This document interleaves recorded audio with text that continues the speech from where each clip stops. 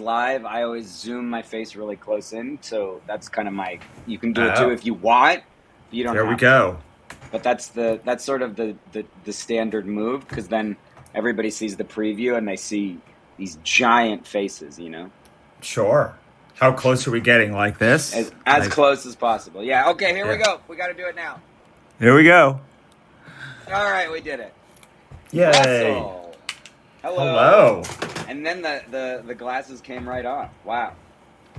Yeah, I'm serious now. How's it going, man? How are you? Good, good, good. I mean, it's a weird time to be alive in every Oh, reason, and yes. it's a weird time to have followers, and it's a weird time to just exist. Like, Yeah. Yeah. What do you mean it's a weird time to have followers? Like you're not ready to start a cult that you were gonna start, or what's going on there? okay, so I will tell you this 'cause I think you will find it funny, but I have Okay. for years had a domain called cultofrussell.com. So I have actually been ready for a very long time, but it's Wow. hard to like tell them what to do because like Mm, I don't know what to do. Like, mm, it's like on some level I feel like I should be providing solace yeah. and I just like I can't do that right now. Like, I don't know. Like I would like you to provide solace for me. Yeah, it's like a very Larry David becomes a cult leader vibe. Like, I don't know what to do. Yeah. Yeah. Yeah, and then you're always like, why? Like, I gave you those things. Like, do you ever like? So you probably don't have this because like you have a different kind of publication. But like, I get emails all the time about things that are like in the article that I just wrote, and I'm like, I literally there's a Mm, resource in the art. You just click the button, and they're like, did you mm. click the button? And they're like, I did, and I'm like, that's just impossible. It's just People don't. impossible. Sometimes I think people just want to connect with other people. That is what I have learned. But so Claire said something to me and it blew my mind. Claire Venus. Yep. I was talking to her about our because we did a Substack book, and I was like, "Why do you just let all of these people like spout like like very like weird things on your post that have nothing to do?" She's like, "I don't need them to be right. I just want them to feel Mm, heard." And I'm like, mm. "Oh, That might that's be a the whole key to thing." everything. That's kind Yeah. of it. I feel like I unlocked a note. I still have very hard time letting people be wrong, but I now Mm, understand that here on the internet, people just want to be heard. They don't want to be right. hmm Puts a lot of People things into perspective for me. people want to be heard, but also people want to tell other people that they're wrong. Those That's are the true. two. Those are the two wolves of the Well, internet. what I have found is people don't want to be given right advice. They want to be told their advice is right that they already Mm, have. And it's very mm, hard because so many people have such bad advice, have such bad opinions about like things that are just so objectively wrong that it's hard to mm. be like, we all got to live our life. But when you See, I think you could be a cult leader because you do sound confident. Um, I'm very confident that I am right, but I'm not confident of what you should do about me being right. That's the mm. problem. Got it. Okay, so let's set the stage. We got so many people here. Hello, everyone. Like, wow, man, the Earth is flat. Oh, that's Bob, the free radical. He's one of the crazy guys on this. Always comes to these. We love Bob. um, so you're a writer, and also, I mean, how do you define yourself?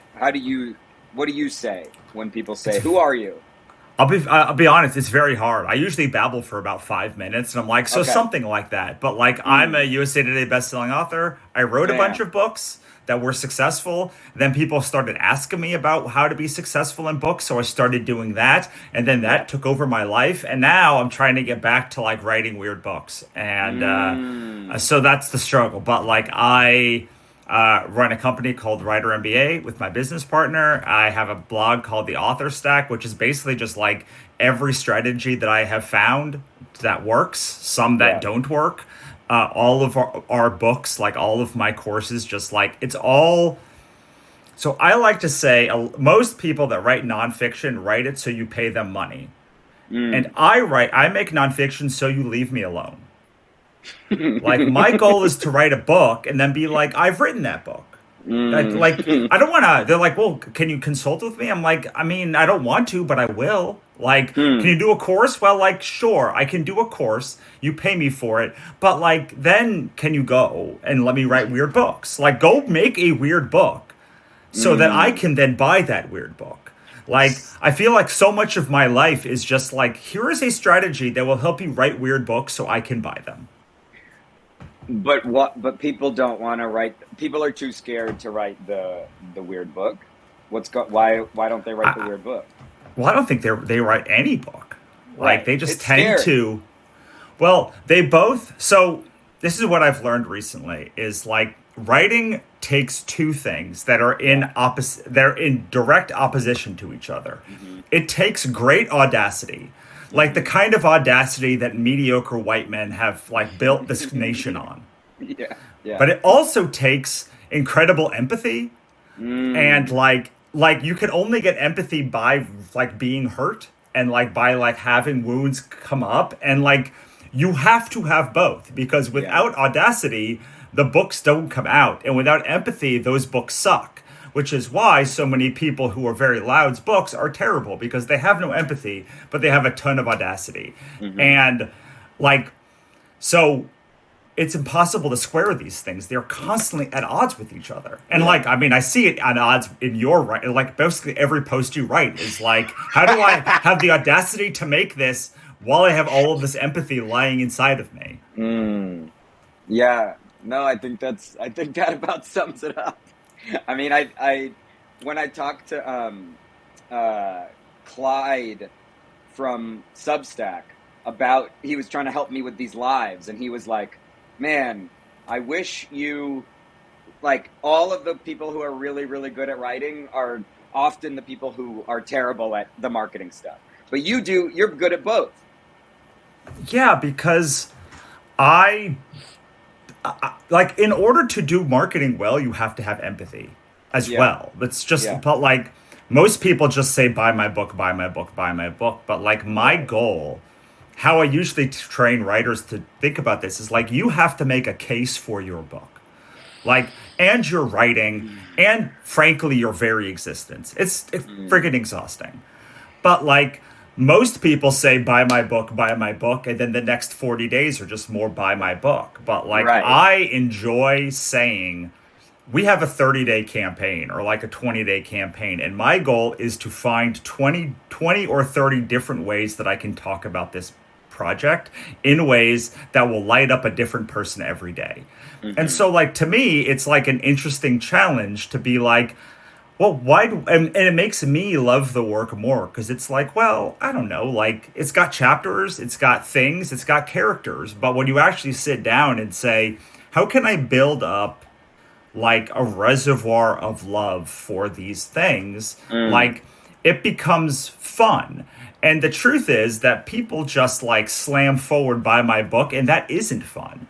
But if you actually say, well, I'm going to drop the price 20%. Because this, I tell a lot of people to do these PBS style pledge drives, basically. Yeah. And I'm Yeah. like, drop the price, make a short window, tell people why they love it. And instead, what they do is they drop the price, they tell people to buy it, and then they go away until the promotion's over. And then they're like, why didn't this go well? And I'm like, well, you didn't do the most important part, which is to like highlight why you love it and why people should love it. And then they go, oh, yeah, I didn't do that part. I'm like, well, then you just dropped the price and told people to buy it. And like, of course, only the people that are going to buy it are people who probably would have bought it anyway. Like, the Right. whole part of marketing is people who are on the fence. And they're And like, what I'm gets thinking them off about the it. fence? What do you Right. think gets people off the fence? I think it's different for every person. Like, I think that some Ransoms people, and blackmail. sure, those are two really good ones. Yeah. But for those of us who don't want to go to jail and may not Yeah, be yeah. sneaky enough to get away with things like that, Yeah. no, there's a couple of things that there's a couple of like buying trick. Well, there's a ton of buying triggers, but like the one that is most effective and most people can use is scarcity. My book is discounted. My book is coming out. My book just released. Like, these are like limited time engagement things, usually that come with like maybe a pre-order bonus or something like that. But Right. there's all of these other things like commitment. The more times people say yes to something, the more likely they are to say yes to the next thing. And it's not Mm. because, and then people think, oh, I just got to get them to say 50 yeses. And then the 51st one, I can like sell them a trip to Bermuda. But it's really like you are slowly saying, so do you like this? I do like that. Okay, cool. The next question is, do you like this? And by the Hmm. time they've done a few of those, like all of those yeses are in service to the product at the bottom. But so many people then say, well, I'm just going to get them to say yes to like some end. And I don't know, I'll figure out what the bottom goal is eventually. But like, so these little commitments are another one. Just like there are people that will read your book for all sorts of different reasons. So Hmm. I just read one of Joan Didion's books. I, I've never liked Joan Didion's books until yeah. Maya Hawke read me a Joan Didion book I today, saw and you posted that. I was like, oh my god, it's freaking great! Like this, I finally got it, and I have read so much Joan Didion's books, and Huh. I've never liked them What until book today. did Maya Hawke read to you? It was slowly breathing. It was hang on, oh my book's here. I forget, but it was one of her essay collections. Okay. Okay. Um, and it was real. I was like, wow, like this is like absurdly good. And Mm. I got the same, but like I had to go through all of these things. Being like a bunch of people on Substack recently have just been like going through Joan Didion's things, and I've been like, I don't get it. I don't understand. Like, what is this thing with her? Hmm. And then the book had to be available at my library on a skip the line Hmm. loan, and I had to look at it at that time, and then it had to be like audio because I cannot just like read her and get the same message, and all of those things had to be true. But so Hmm. like I I guess I always liked Joan Didion's work.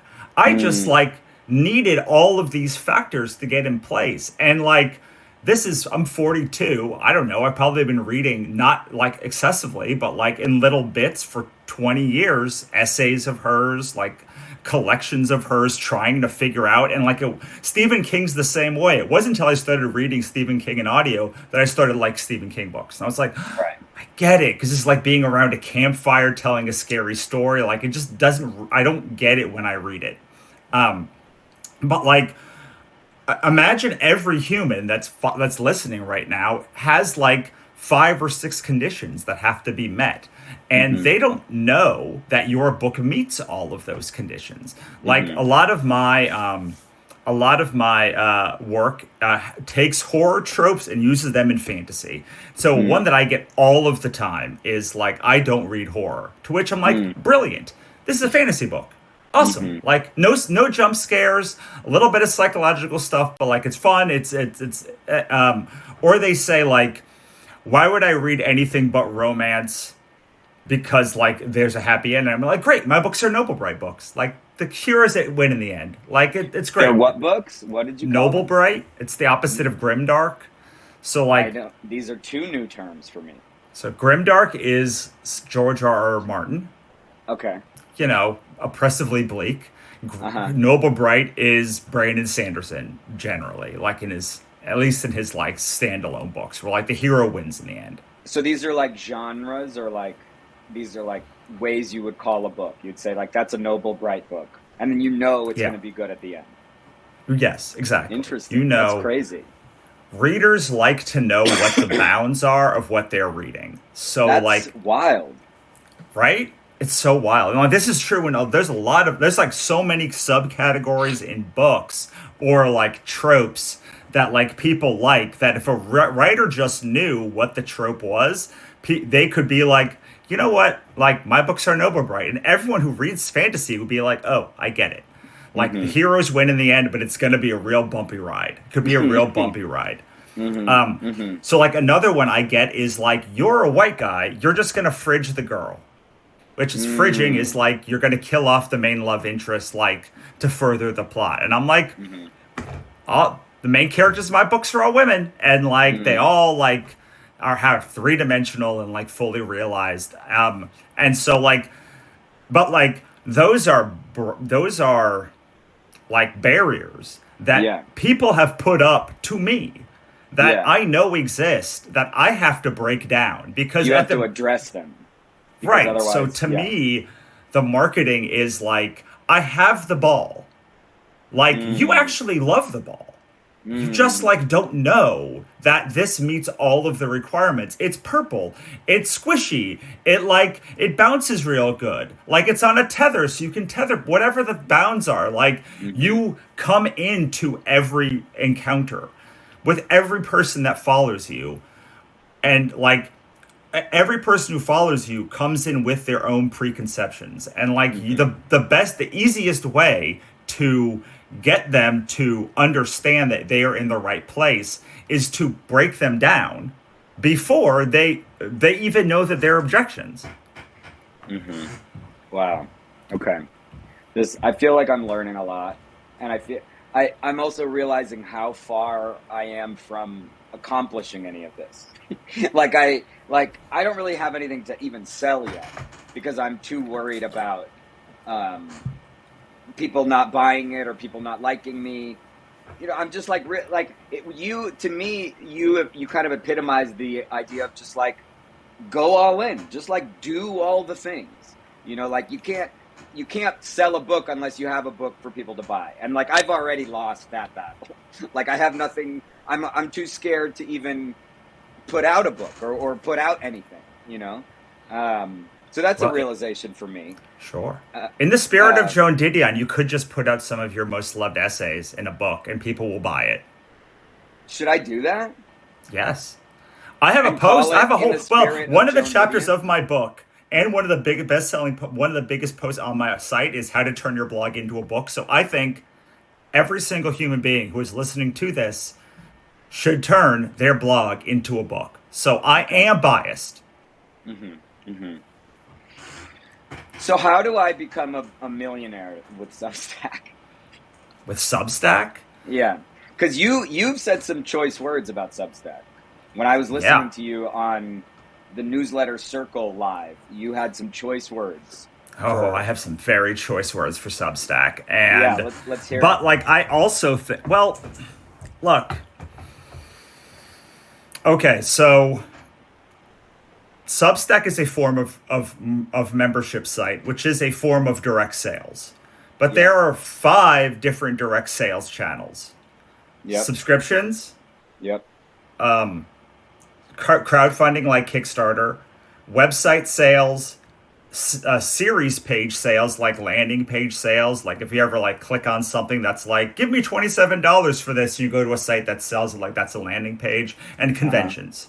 So like there are Okay. 5 different major forms of direct sales.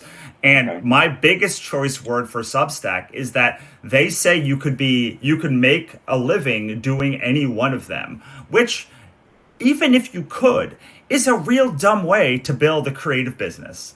Like, Mm. you want to have a combination of all 5 of them, plus retailer sales from Amazon and all of these other places that are trickling into bringing people into your ecosystem. Mm-hmm. Because while Substack is great at discoverability, they're not so great at monetization. Like, they Mm-hmm. think that they're really good at monetization, but like, they're not so great at monetization Shots because fired. Shots fired. Let's see. 4:23 p.m. We got shots fired. it's true. I'm Russell doing it. just took a shot at Substack, ladies and gentlemen. Shots fired.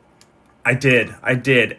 But like I love Substack as the part of the funnel that is subscriptions. And I love that like and the best part about subscriptions is you should start them from the beginning because it will take 1 to 2 years for them to actually create a sustainable source for you. Like I've Okay. seen this across all of these people, like going all the way to places like ClickFunnels and businesses. Usually what happens is we start a Substack and we say, okay, cool, I'm going to make $100,000 on Substack in the next month or whatever Yeah. our plan is. But it's Yeah. that slow trickle of Substack people and people coming into the membership over time that makes it powerful. It's Mm-hmm. the ability to say, hey, I have all of this. I have this cool book. I have this cool tarot deck. I have this cool whatever. Like I'm on this cool news, whatever and slowly bring people in this slow trickle combined with these like pledge drives that makes it powerful. But I only went over like 1,000 paid members like in January of this year. And I've been very hard working very hard at it for like 2 years. And still most people pay roughly $20 a year, which is not like I can't make a living. That $20,000 is like not an insubstantial amount of money, but like I made $400,000 last year. What? And like What? You did what?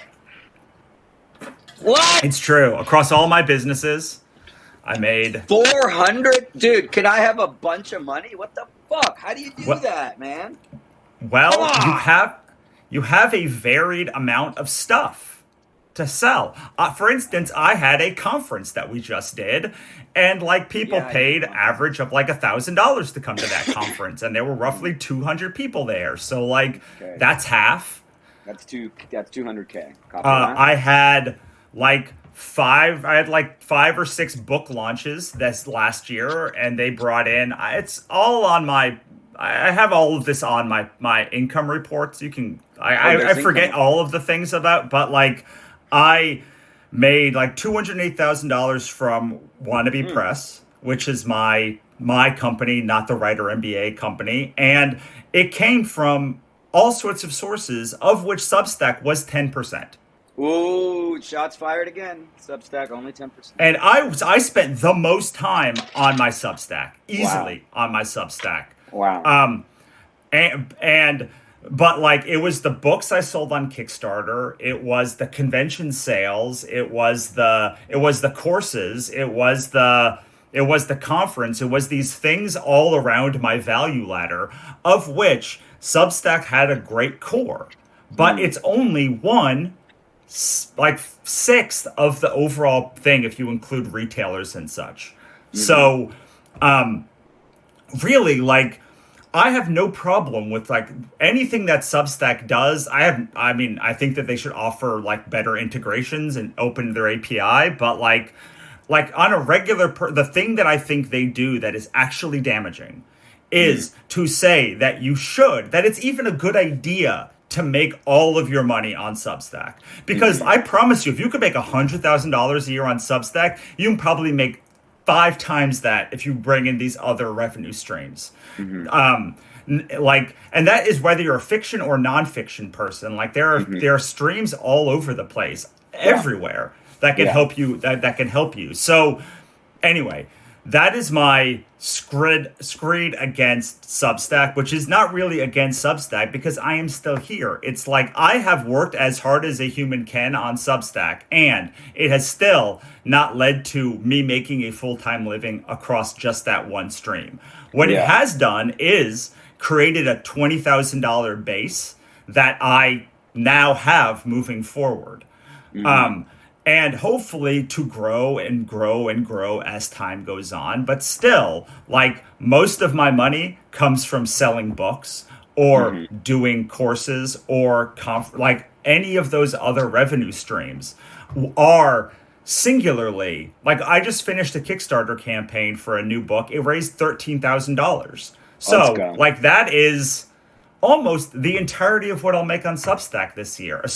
Not accounting for like renewals and churn and such. So like I did my Substack book was like $18,000. I wasn't making $18,000 on my whole Substack when we launched that book. So like again, like I made more in that launch than I did the whole year. And why would you not do more than just do Substack? Especially because it is way easier to get someone to buy a book than it is to get someone to subscribe to your Substack. And I keep hearing this. Yeah. I mean, like, and you like, I bought this like little cute thing. That's like cute. a couple. Yeah, it was $10. Do you think I would pay $1 a month to support this person's Substack? I don't know this person. Suck. I mean, I'm sure they're great. But like, I bought this tarot deck. I bought this tarot deck, like when I was in New Orleans. Great. Like, I have no interest in following up with this person to do more tarot stuff. But, like, I liked this object, and people like when they like an object to buy the object. It's so easy because then they can forget about you forever or find out that they love you and support you more. It's only after they fall in love with your work that they are going to support your Substack, probably. At least outside Substack. The Substack ecosystem does bring in people who tend to like subscribing on Substack. But, like, as an overall rule, it's still easier to get people on Substack to buy a Kickstarter than it is to get them to subscribe to your Substack paid, because that is a one-time investment instead of a ongoing investment. Right. So I should sell products. Like, for example, this Tylenol that it's half used, but mostly still there. Like, I could sell that. Yeah, especially put your face on it. Maybe take a picture of your face, and there you go. I think probably that is illegal.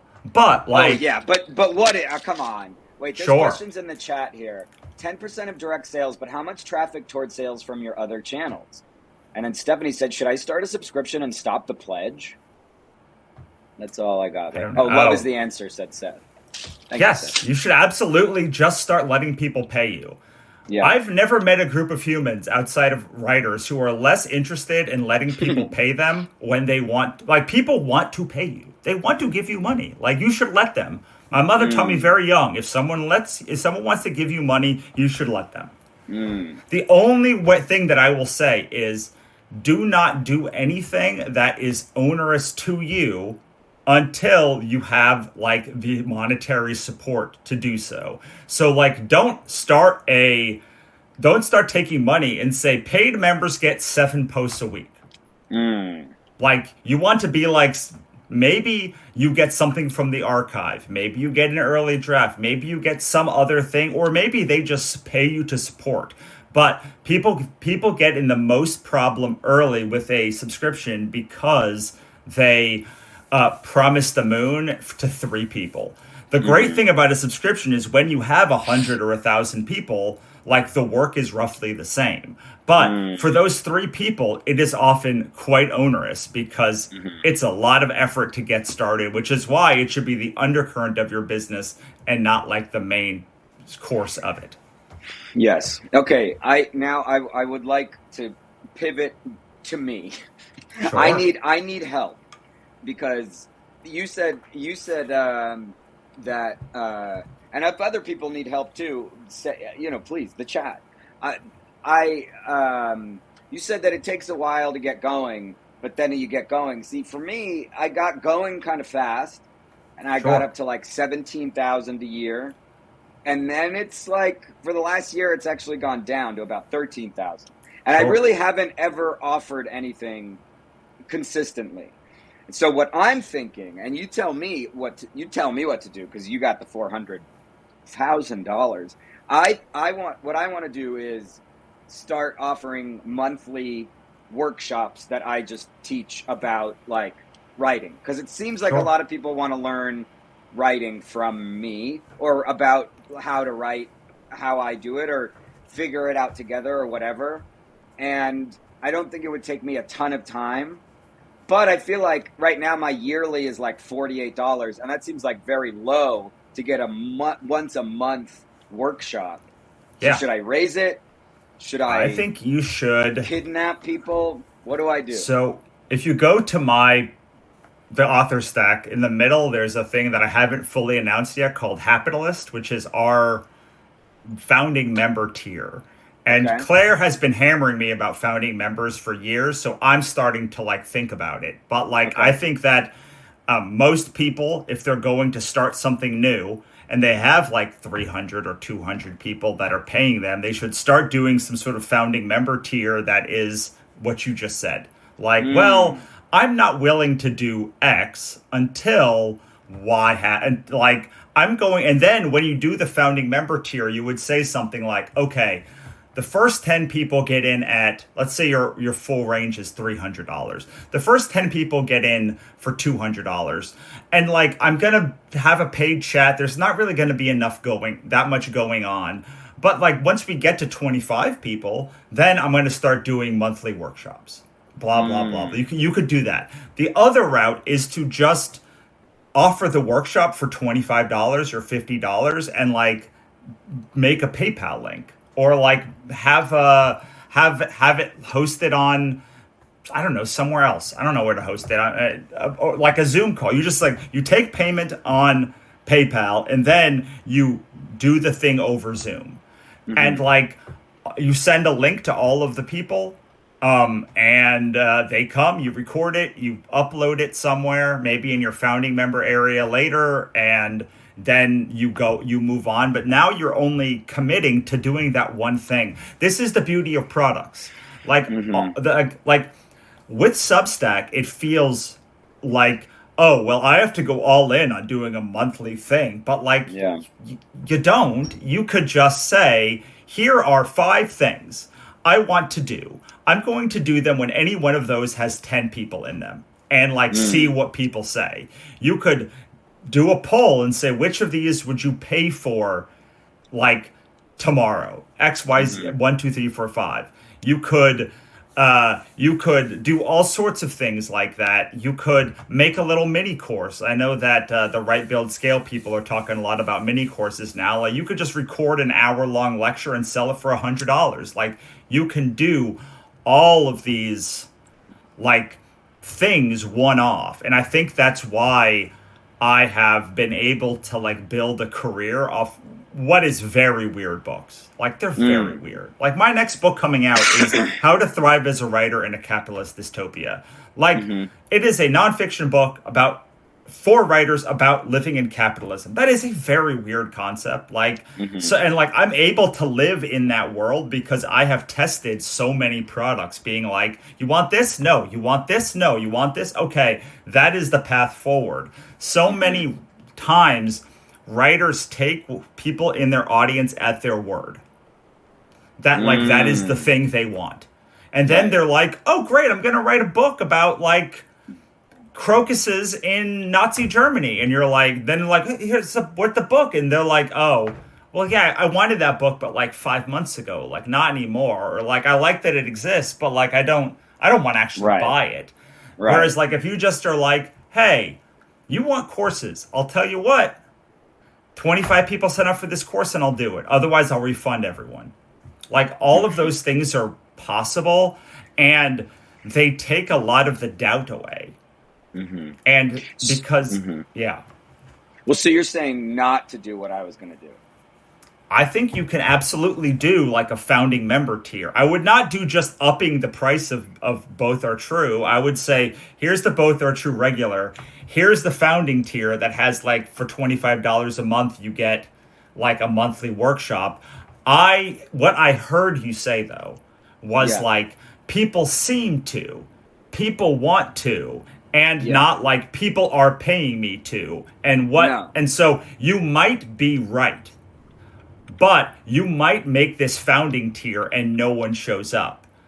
Right. So like what I'm saying is, before you go to the trouble of setting a 12-month slate, maybe do one. And see if people will pay you for it. Right. But I already have, sorry, this is very hard for my brain. So I feel like I'm talking very like, but it's hard. I think it's hard for a lot of people. I already have a founding tier. And oh shit, it's like playing on the computer. Good God. Okay. You have a founding tier that doesn't have these 12-month things. No. And I have, let me tell you. Hang on, brother. Everybody hang on tight. Let's see here. Subscription type. Oh man, here we go. Founding. 15 people. Okay. And what do they get for their founding membership? Not much. I hold on. I think they just get to support me, and also I have to make up a fake email right now to sign up to see what I offer. Man, This is Just not go going to your well. thing /subscribe, and it will take you to your subscribe page now. Yeah. This is why I don't have 400K. What have you done? Said someone. Bob, the free rec. Classic Bob. Okay. All right, here we go. Bonus essays, which is a lie. Subscriber only hangs, also a lie.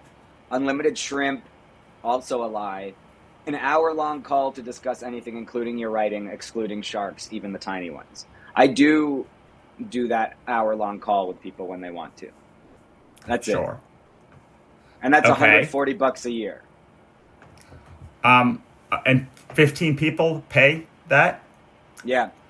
I would probably ask all of those 15 people like what they want as far as like, because like they get that price regardless. Like if you raise the price, they still get that price. Yeah. So like you might as well just be like, well, what do you want? I want to include I want to include like a monthly call. I don't know, like should I do that? And they might say, actually, we don't want that. We just want you to do the thing you said you were going to do.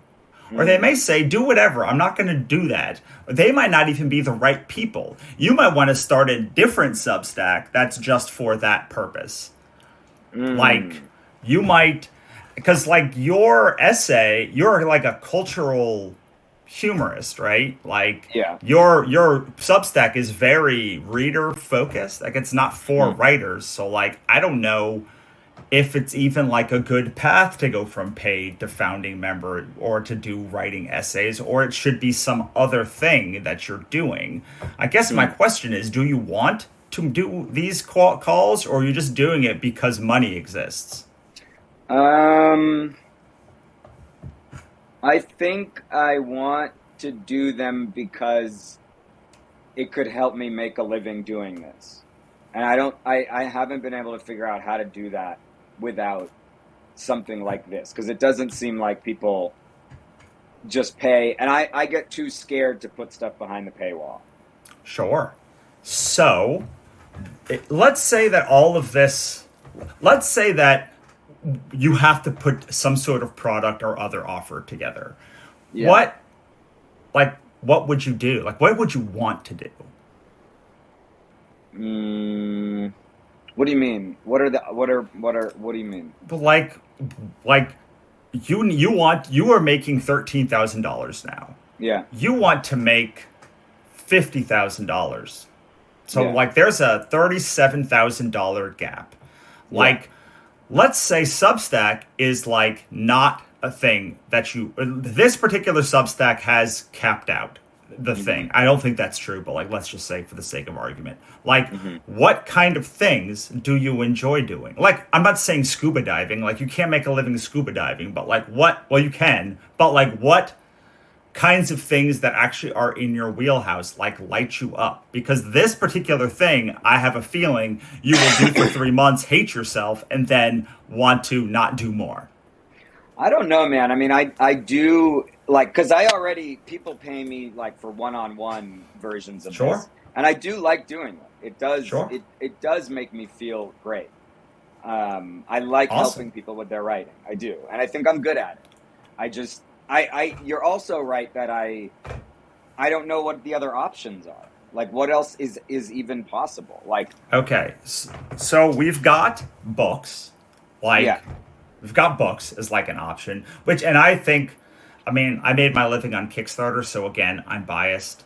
But like, I think a Kickstarter is a great testing ground, because you could say, I have a book, I have a workbook, I have a one-on-one meeting, I have like a little mini course that I'm going to do. And like, you can buy all of them. And then at the end of the campaign, you're like, oh, look, a bunch of people bought the mini course that I'm going to do. So like, I should probably double down on that. Or like, 3 people did. That's not great. But like, at least a bunch of people bought the book. So it's like not a disaster or like whatever that is, like ebook. So like you have like a book thing. You also have products that are outside of books, like storytelling decks, oracle decks. My friend made a book of like bathroom set, like it was a gift book of like bathroom jokes that they think about while on the toilet that like I have in my bathroom. Like these are things that like are not your, like, could you take your books and chop them up into something along those lines. People Mm-hmm. always in when we have a podcast, Six Figure Author Experiment, people are like, when are you going to make merch from the thing? So like coffee mugs or like t-shirts or whatever. And it's just like a thing that I haven't had time to do. So like those are all products. You could go to Redbubble or Printify or something and look at all of that. There are like RPGs. There are like choose your own adventure things that you can do. Like there are all sorts of like storytelling craft experiences that people that like your fans might like, or like might be a good thing for you. There's looking at pins and plushes and coins, and there's art that I did. I bought like this weird lock from somebody. Like there's just like weird things that Mm-hmm. have like some meaning for you object wise, but like again, to go back to the thing that Substack does badly, it very poorly promotes the idea that most people want to buy one-off products. Mm-hmm. I've known nothing about this person who I bought this lock from, except that they made a weird lock and it had some meaning to them. That was Mm-hmm. enough. I didn't need to like follow them every week or like subscribe for 2 years or like know their backstory. I saw a cool lock. Like I saw this cool globe that has a snapping turtle inside of it. I bought it. Like Mm-hmm. most people want to buy singular objects. Mm-hmm. And most people say, "Oh my god, I can't get any more people to buy my Substack subscription, so I can't make any more money." Mm-hmm. When in reality, like maybe, though I think this is not accurate, you cannot make any more money on your Substack. You can make money through these other products. And I'll bet a lot of people, even ones who unsubscribe from your paid tier, would buy for like a book of essays on from your publication, or a new group of essays, or like Mm-hmm. some other thing. And on top of that, you then have people who just want to buy the one-off book say, "Oh, this was really cool. I'm gonna go and X, Y, and like and find more about them." There are collaborations. That's another great one. Like Mm-hmm. you and Aaron, you and me, you and other human like make a thing together. Like, and then you have two people's audiences amplifying, and you usually get a lot of traction that way because you have like this unique thing and it's a one-off, so people like enjoy it. Mm-hmm. I do collabs all the time, not just with my business partner, but with like all sorts of people. I did a comic with somebody. I did a comic with somebody last year. I'm working on another one with a different writer this year. I wrote that Substack book with Claire. Like I just like I'm always saying, well, I like books, but I would like to work with Claire. How can I make a book with Claire? How can I make a book with these people? So like it Mm-hmm. like has some of our own energy. Or Mm-hmm. like Claire and I did a summit, a virtual summit last year that me and the people at Right Build Scale are about to release a nonfiction book next week, like called the 10K Secrets, which is all about how to have a 10K month. And it's like all of these things are like collabs in the space of publishing that like I can use to activate my own audience and find new audiences, because like that is, I think, the biggest secret of all of this stuff. It's like you need a monetization engine and a discoverability engine, and Mm-hmm. Substack is a pretty good discoverability engine, and it has things like hopefully people who know me are finding you and vice versa, and there's all of these discovery engine things, but that only puts people at the top of the funnel. Then we Right. have to say, well, okay, now you know who I am. Do you like me? Do you trust me? Do you want to buy from me? And those Mm-hmm. are three really hard questions, because a lot of people, when you ask, "So, you knew who I am? Like, what do you think?" They're going to be like, "Not my cup of tea, man. F off." Mm-hmm. Mm-hmm. And when you say, "Cool, you like me, do you trust me?" They're going to be like, "No, you only deliver a book every like 6 years. Like, I don't trust you. Like, I like you, but like, I'm not gonna buy a thing from you. Like, I don't believe what's gonna happen. Not gonna believe you're gonna deliver. And then some of those people who trust you will buy from you. And then when they buy from you, the real goal is to get them to buy you again. Mm-hmm. They're gonna and they will say, I tried that one book, pass. Yeah. And you're like, at each of those times, it's like brutal. It's like, it's very, to go back to that empathy audacity thing, it's like very hard on your author's soul to be like, nope, nope, nope.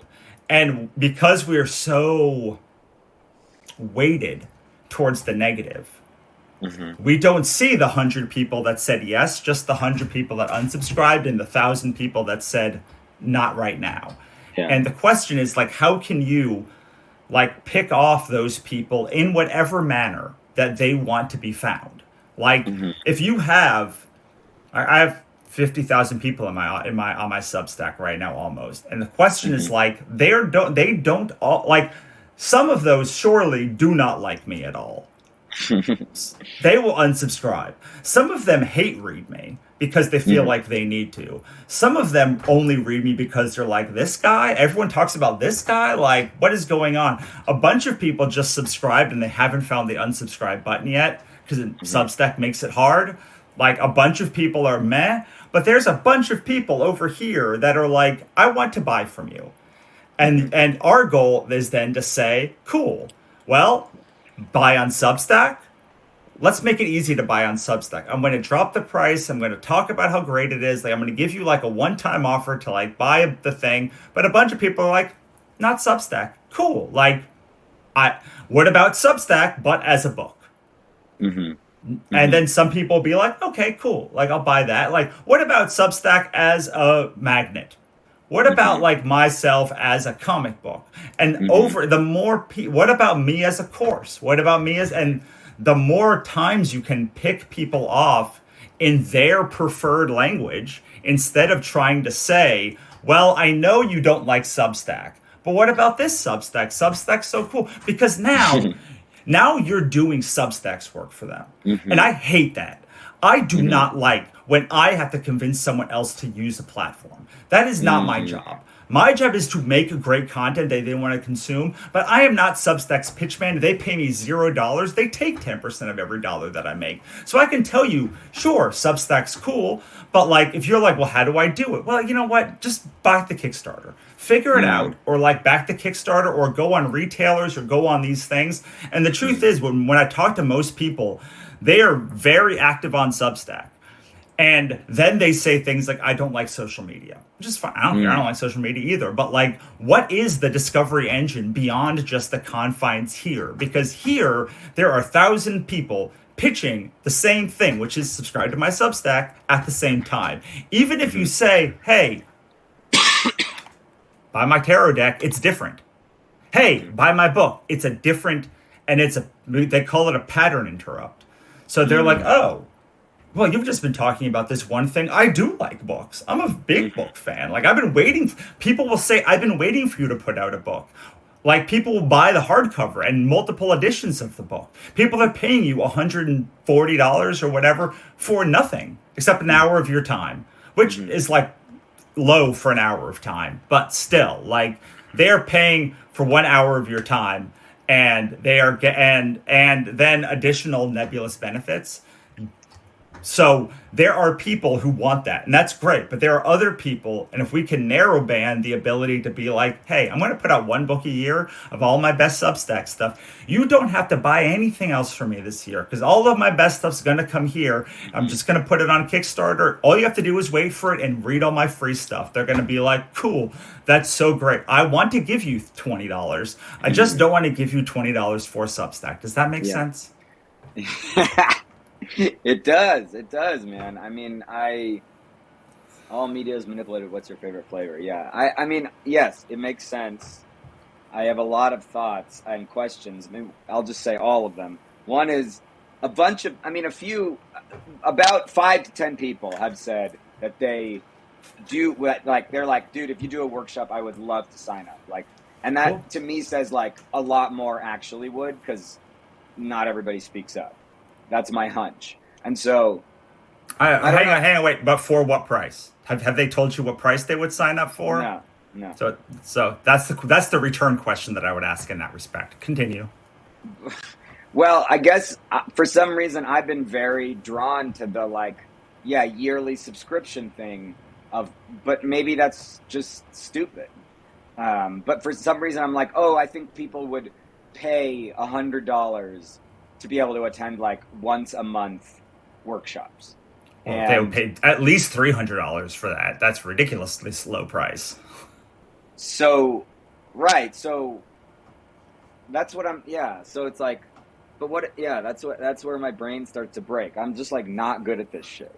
You know. Like, well, so no one's good at it. Okay.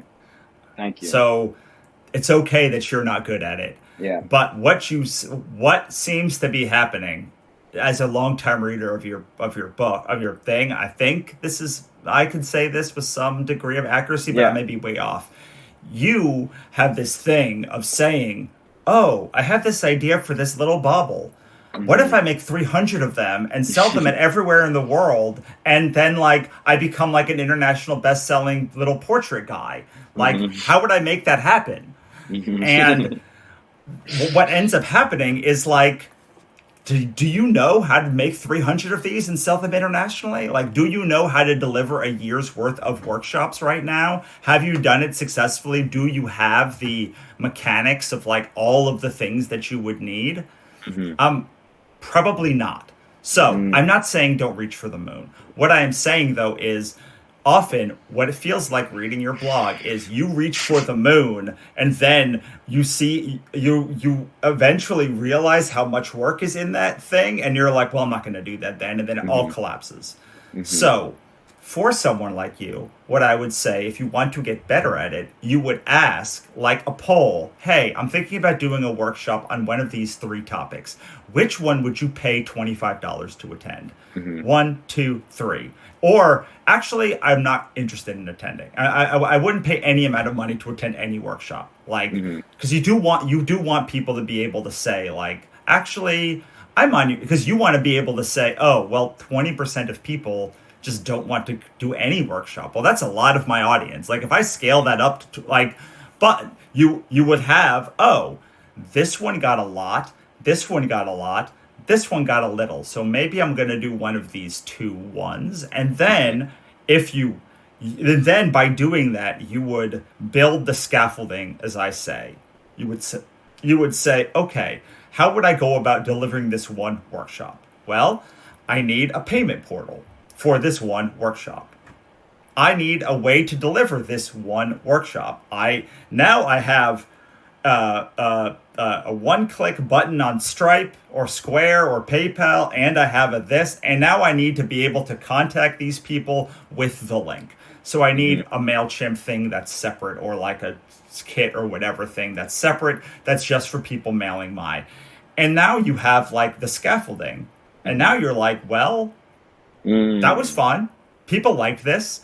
I could do 12 now. Like I could do 100 of these now, because like now I have the scaffolding. I'm not trying to like put a skyscraper on that scaffolding. I'm just trying to put these little morsels on here just to see if they buckle. And at any point they could buckle, and then I can say, I don't want to do this. That's dumb. And walk away without having to know. You might very much like making one of these every once in a while.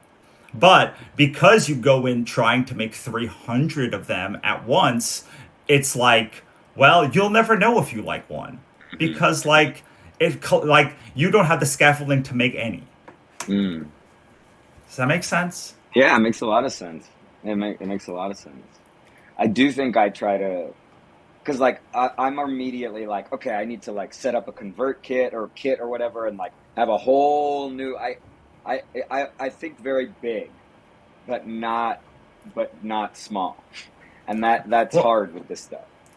You know, you can say I think you had like another Substack that you were doing for a while, but like I pretty much, if I have an idea, no matter how dumb it is, I start a Substack for it. And I'm like, well, I don't know. The worst case scenario is people join it and nothing happens. If a bunch of people join it, if you just set up a Substack, now you know how to set up a Substack. I know you know how to do that. Yeah, and you just said, like, this is Alex's writing Substack, which you may already have. I feel like this is like close to a thing that I heard before. Well, Like, I have a So You Want to Write Fiction, but that's where I pretend to be an author going through a divorce. So sure. it's a different bit, but yeah. Right. Well, this is you. I would say you need a way to test this bit. Yeah. Like But I you really could ask, gotta figure hey, out how to make money. if anyone listening here wants to pay $25 to listen to Alex tell you about thing, type 1 right now. Just like comment with 1. Yeah, let's do that. If anybody would pay $25 to listen to me talk about something about writing, like improv on the page. I have a list. Let me read a list. We got a 1. We got 1, folks. There you go. There's $25 right now. We got Look. 2 1s, folks. That's $50. Stand by. Looks like I hope everyone listening here is also that you can just do this too. Like this is relevant. This is you can just mimic me doing this thing. 1. There's 3. These are $75. Yep. These are just random people that like showed up on a live, like, and they're. Well, yeah, 2 of them are my friends. Well, that's 4. Comparison. Sure. 4, folks. Here we go. Maybe I should do a live pledge drive. I feel like I could do a good job at that. That's literally part of a PBS style pledge drive. Yeah. That's. Oh, nope. Still at 4, folks. Let's get it. Hold on. I'm going to read the list. That should definitely get. See, the hardest thing, man, is what you're good at, which is like not taking the no's personally. See, I have already fallen apart that only 4 people have said yes. I'm like, oh, well, everybody hates me. Okay. Yay, Eric. I'm so excited that you were here, Erica, because like I know I've been following your Substack forever, Erica's and I've been like, coolest. hi, and so I'm very excited because you are the best. Erica's the coolest. So, yes. So this is where I would have a reframe because let's do it. One time I'll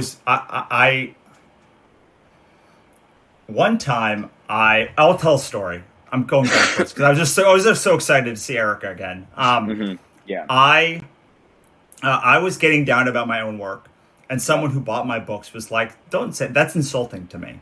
And I was like, "What do you mean it's insulting to me? Like I'm talking about my work." Like, no, I like your work, and so like it is insulting to me that like you are downgrading because now you're downgrading my taste. So I would say by focusing not on those people who are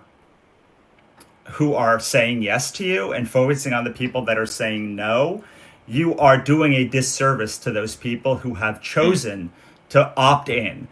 And the people that said no are not saying no. Are dead to they're saying not right now, not under this condition, not in this format, not yet. Some of them are saying no, never. But like most people are not saying, or no, this is not for me. But they're not saying, no, you are a bad human. In fact, none of this is about being a bad human. Like they might not, all this is about is do you resonate with my work right now at a place where you can, you want to go deep. And all that you're saying is, do you want to go deeper with me on this thing? No. Okay, cool. Maybe you want, and the more avenues you have to capture this like money, the easier this is because you're like, oh, cool. No, you don't want to pay $25 for this. Do you want to come to a conference with me? Do you want to like come and write a book with me? Do you want this other thing with me? And like, all that opens up so many possibilities, Alex. Like I think this is like the biggest thing for like having more revenue streams, because when you only have one, all you have ever heard is yes, I want this thing, or no, I want nothing to do with you. But the more things that you have access to, you start seeing, oh, this person will buy anything I do. Okay, so I have a little funny thing about conferences. Conferences, artists who go to conferences, make a lot of money on making mermaid porn at conferences. Making what? Mermaid porn. They make commissions on like mermaids having sex with each other. That's the whole thing. You said mermaid porn? I did. I figured you would like that. Yeah, but like, let me do a quick Google. But I wouldn't. Oh, I wouldn't. Yes. I'll need a couple minutes here. I'm gonna mute myself and just enjoy the. Oh, look at this. There you go. See, it's the reason I say that is like if you did not offer, like a lot of my friends did never offer this service. The mermaid porn. But like people pay so well that people convince them to offer it, and suddenly they were making like $1,000 a show on this one thing from like the same 5 people every show. They would not buy anything else, but they would buy anything that had to do with mermaids. And like the people that were passing by would think these 5 people never want to buy anything from me. They want nothing to do with me. But it's not me. They just they just wanted me to do a thing that they wanted in a format that they wanted, which I never would have told this story to anyone but you because I thought you would appreciate it. I love it. I mean, I'm going to just do a workshop. Hit 1 on your dials if you would listen to a workshop of me doing mermaid porn, teaching you how to do mermaid porn. Let's see what happens. But here's my actual list. Writing scenes that come alive, narrating a scene, seeing what happens. I don't really like that one. Finding a way in, connecting more with things that make you go, I need to write about this, and what to do once you've got one. 3, comedy and vulnerability and how to do both by doing neither. 6, improv on the page. 5, write like you're texting your best friend. 6, creating your palette as you write, the colors of your piece by writing and letting them emerge. Be okay with looking bad and how to explore hard feelings. How to write about things that you're not proud of in a way that's safe and doesn't destroy your life. How to be so specific your writing becomes universal. It's a paradox, but a true one. The more specific you get, the more people relate. Story before theory. Why you got to earn the big philosophical ideas by first hitting people with some good stories. How to write about family and other sensitive topics without blowing up every relationship in your life. Writing stream of consciousness without being annoying. That's my favorite one. Getting weird with it. How to make your writing weird without forcing it. Structure, weaving in multiple stories, endings and the callback. Magic from the mundane, taking average moments and finding the profound in them. Form and satire, how to use form to convey ideas in weird ways. And how you have to earn everything or maintain narrative coherence while allowing for digressions and chaos aplenty. There it is. I mean, I love all of them. They are hyper specific. So probably most of them. So here's a great other thing. A lot of those would be great for a membership monthly call. Yeah. Some of them would be good as a one-time thing. Like the vulnerability in writing is like a great one-time thing. And then from that, you can develop what would be the smaller components of that you go deeper on in your. So probably what I would do is I would have a $300 to $400 a year membership where you go inside each one of those, because $25 times 12 is $250, and then they also get access to both is true. Both are true, probably. So there's 300, or like other essays, and probably like back matter stuff for like if you do other things throughout the year. So like $200 to $300 for sure. And in doing that, you would say, I'm going to do this one-time thing. The people that come, the people that buy the year, get it free, but you can get it for $25. And then on the call, I would say, okay, so you've now done this. We're going to go 12 months deep. I'm going to, if you do it until tomorrow, you'd set a coupon code for like $175. And you would say, until tomorrow, you can get this for $175, which is $25 off the price, which is equal to what it costs for you to be here. After that, it goes away. You have to pay another $25 when next I do this to join. Got it. So they're always available as one-offs, but then the year gets you all. Yes, I stole this straight from Jane Friedman. Like part of most of this, who does the hot sheet. Like this is her. Like I don't know how she does the upgrade into her membership, but like this is generally how a lot of her like things worked or have worked in the past.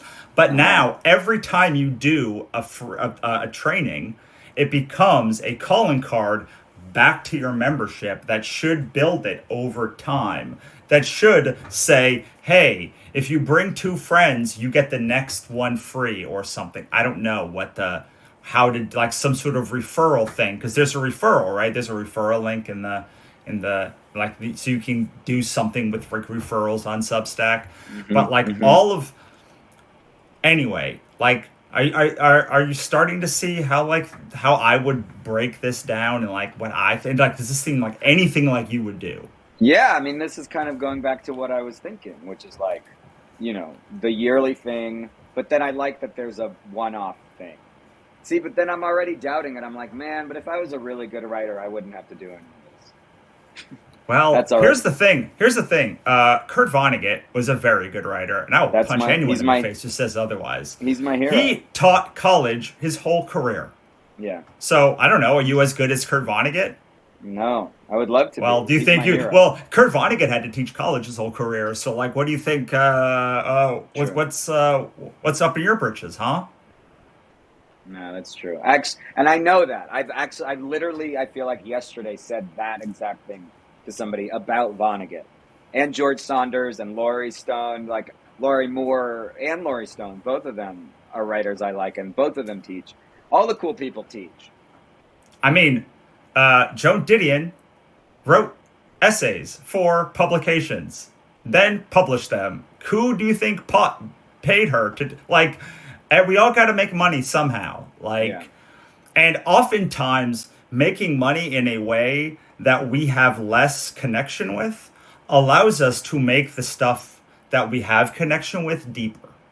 Yeah. So like oftentimes like, E.E. Cummings was a banker, and he kept his job as a banker this whole career because he wanted to be able to not bring that into his work. I do not think that people who say it tarnishes the art like have a whole lot of water, except if it is true in your mind.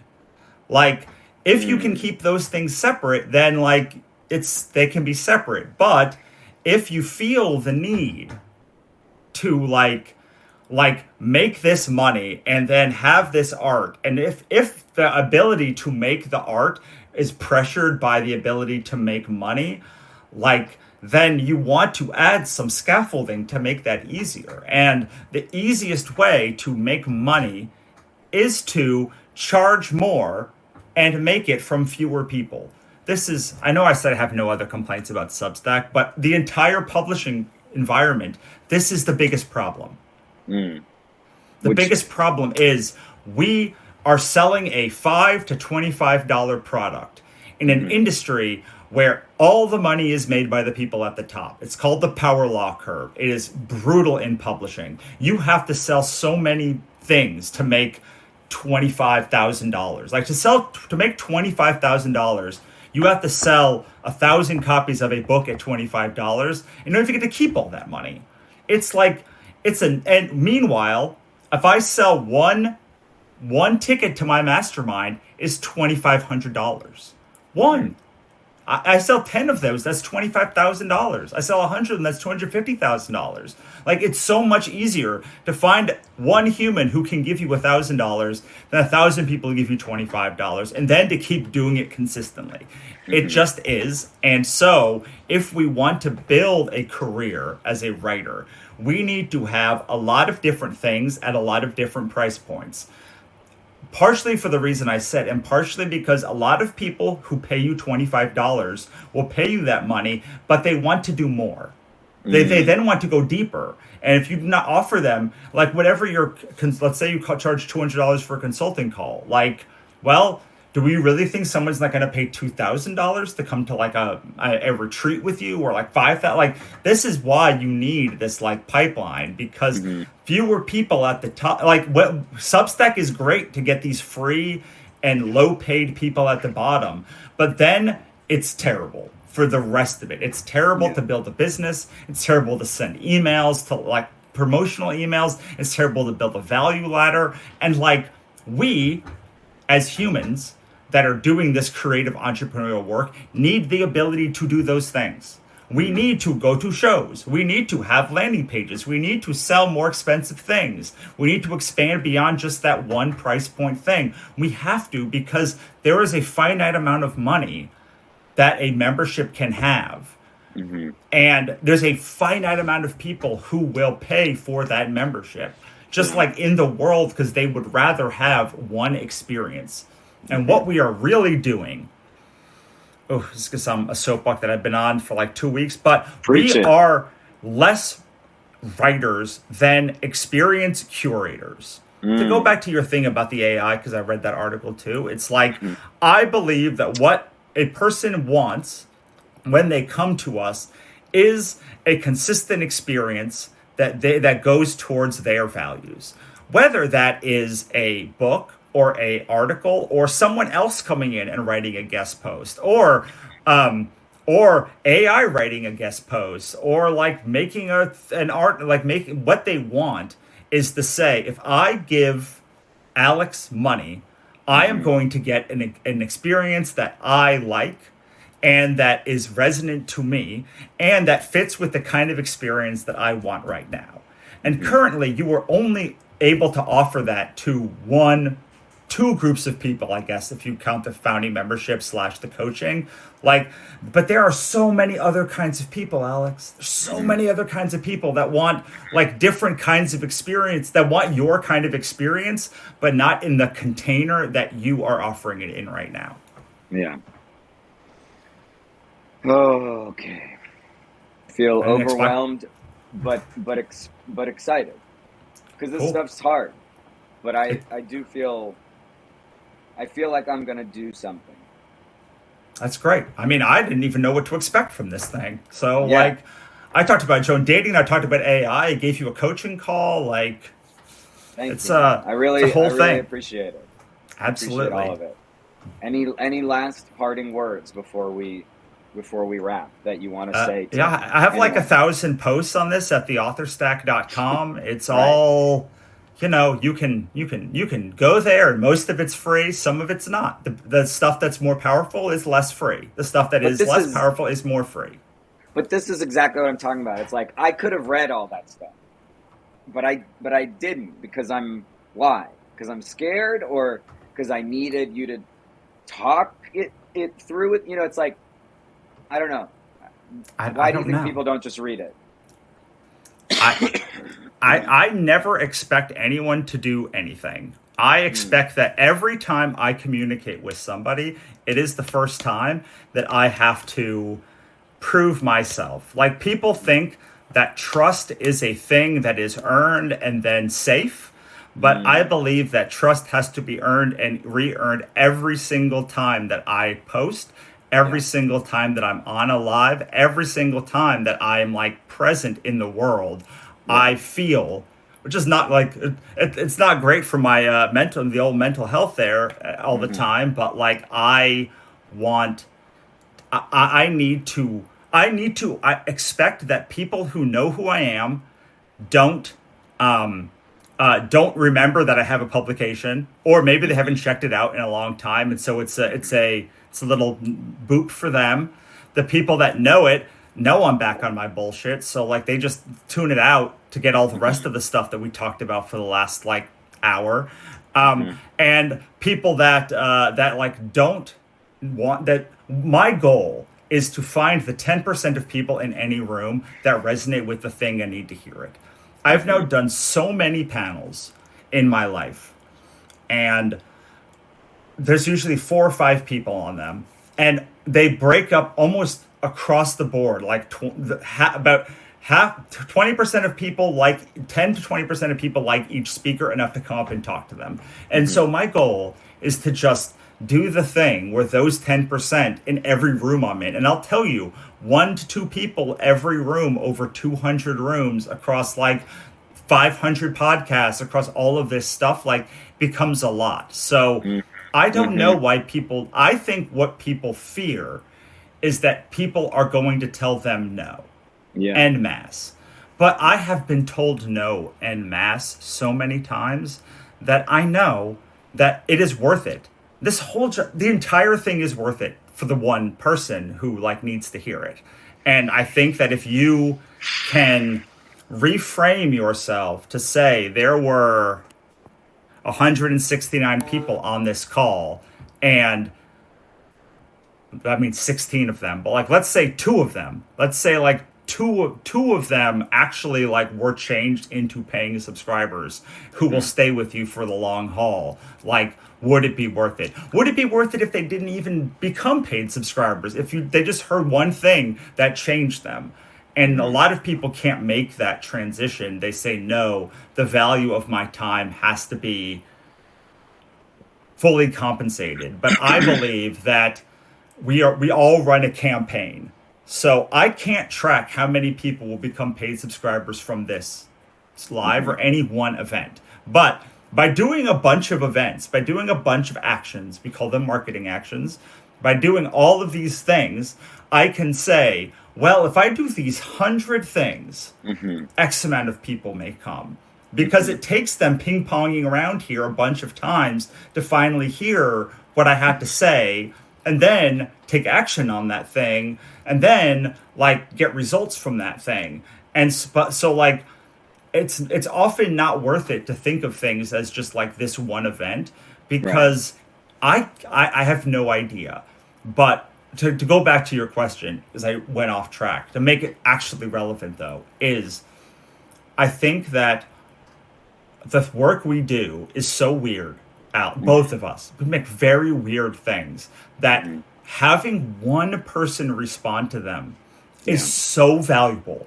Like just I want to do so much to hold on to like that one human, even if it's only tangentially, even if they just become a free subscriber, even if they just follow me, because like to find another person like that takes so much effort, as opposed to somebody like James Cameron. James Cameron just has mass market taste.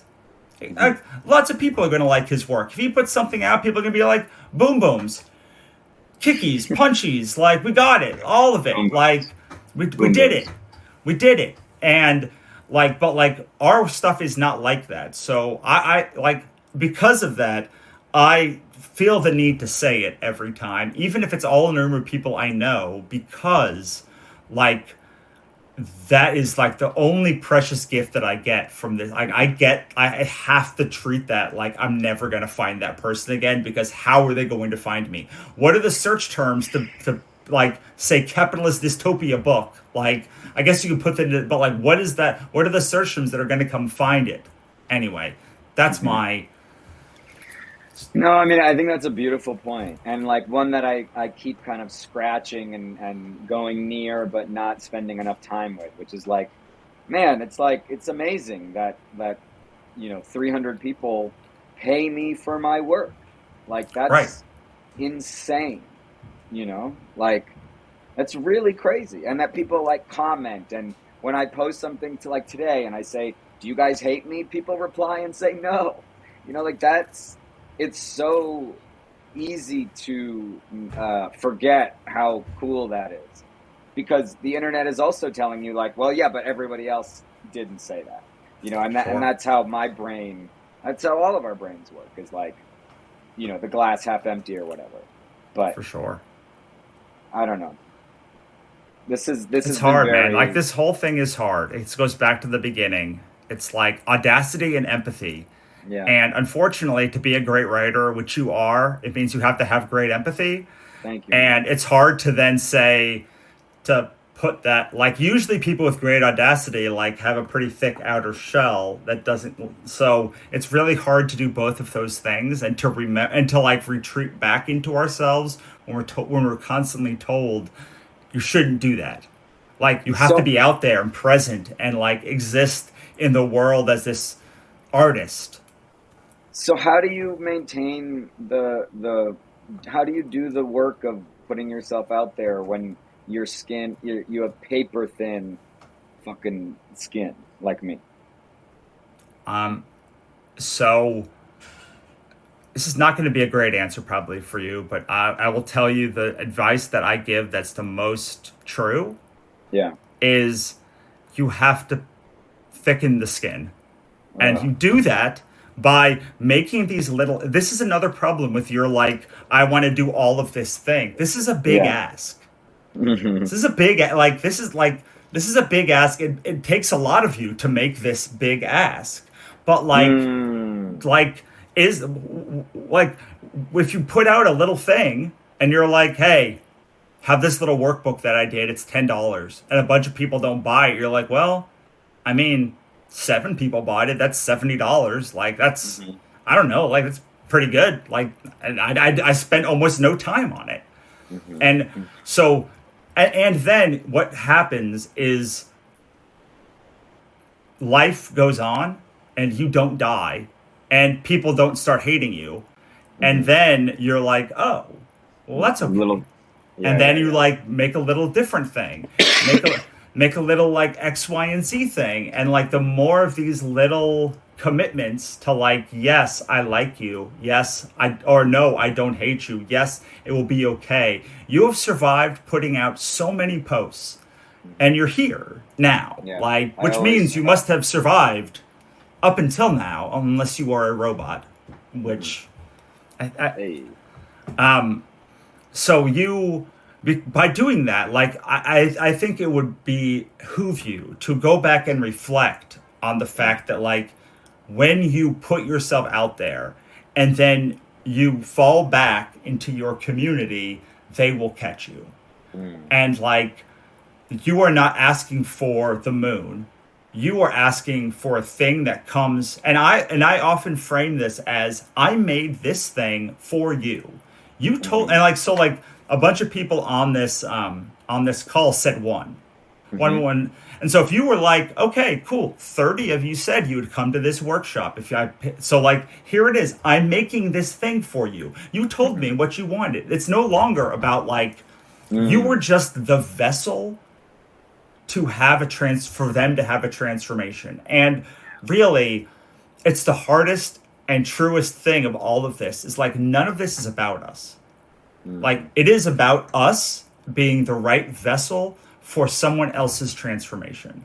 Right. And if you can make that and say, okay, what they are saying no to isn't me or my work. It's just, no, this isn't the transformation I want right now. This is not the container for the transformation I'm looking for. I don't think this is going to deliver. Then either you have to convince them that this is the right container, and some people will be wrong. A lot of them will be yes. Most people, if they say this is the wrong container, are right. Some people just like are confused, and you need to Mm. be clear. But like, if you can start saying, oh, you don't dislike me. Even if you dislike my work, you Hmm. dislike the container of the transformation. Maybe this transformation makes you feel bad about yourself. Hmm. Maybe it makes you feel like uncomfortable. Maybe it exposes you, but it's not about me as a Hmm. human. It is about the vessel and the transformation, and it's hard when you are a writer to be like, what do you mean this is not about me? My name's on the book. Hmm. Hmm. It's right there on the book. But really, it is so much about someone else's transformation. To go back to the very first thing we talked about with this Joan Didion, like today, she was the right vessel for that transformation. She has not Hmm. been for 42 years, and it had never, not one day, was it about Joan Didion. Personally, it wasn't even about her writing. Her writing never changed, but Hmm. the way that I was coming to the work changed, and that changed everything for me. But it had nothing to do with her.